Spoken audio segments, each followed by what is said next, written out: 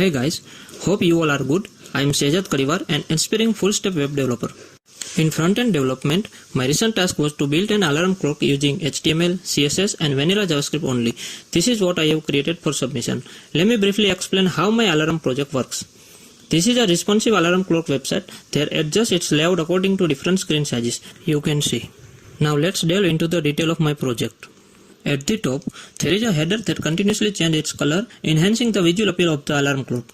Below the header, there is a section containing a clock that displays the current time in a 12-hour format. Further down, there is an option to set an alarm with a precision of 1 second. Below that, a list of all set alarms is displayed. Each alarm entry includes 2 buttons, one to stop the alarm and sound and another to permanently delete the alarm. When the alarm time matches with the current time, an alarm tone plays and an alert is shown on the page. Clicking OK and then pressing the stop button will hold the alarm. Additionally, all these updates are logged in the console for confirmation. Let me give you a demo. Let's set alarm hour, minute,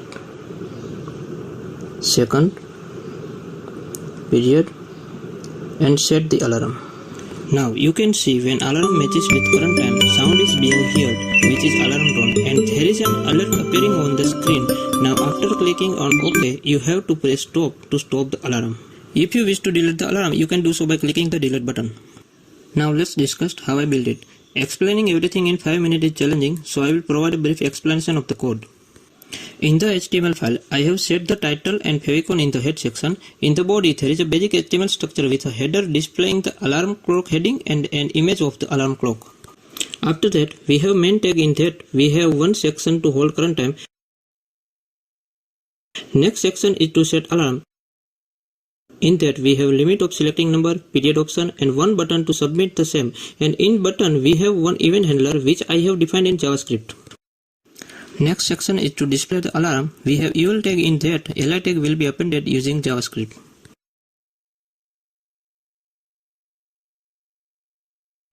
In the CSS section, I have given basic styling which I think no need to discuss except heading animation. Instead of animating the background in the header, I have opted of adding color and animation to the text using background clip property, creating an interesting and visually appealing effect.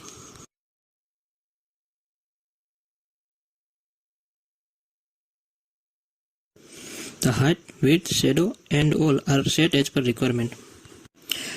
To ensure website responsiveness, I have incorporated media query for 486 pixel and 786 pixel. Various elements have been adjusted accordingly. Now main part on which this whole web page is working is JavaScript and its logic.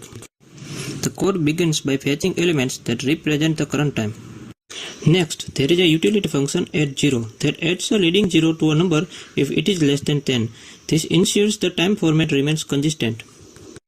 The local time function uses the date object to get the current time, extract hour, minute and second, convert it to 12-hour format and update HTML element including the AM/PM period.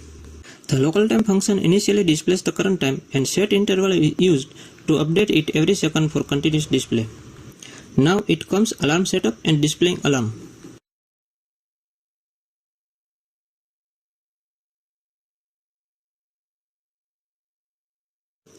It fetches user input for hour, minute, second and period, validates them, triggering an alert for invalid input. After validation, the info is displayed in the console. Then a new date object is created to showcase alarm on the web page with stop and delete buttons, each having a unique alarm ID.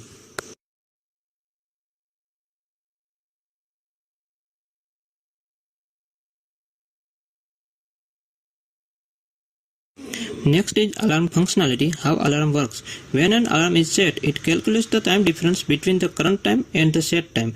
Then I have set timeout to trigger alarm function. When the timeout is reached, the alarm function plays a sound and displays an alert.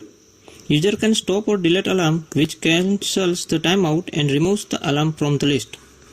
The special thing about the alarm web page is that it plays sound when timeout is reached.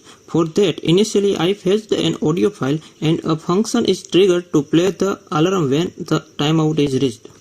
As we conclude this exploration of the project, I hope the demonstration and code walkthrough have been insightful for you. Thank you.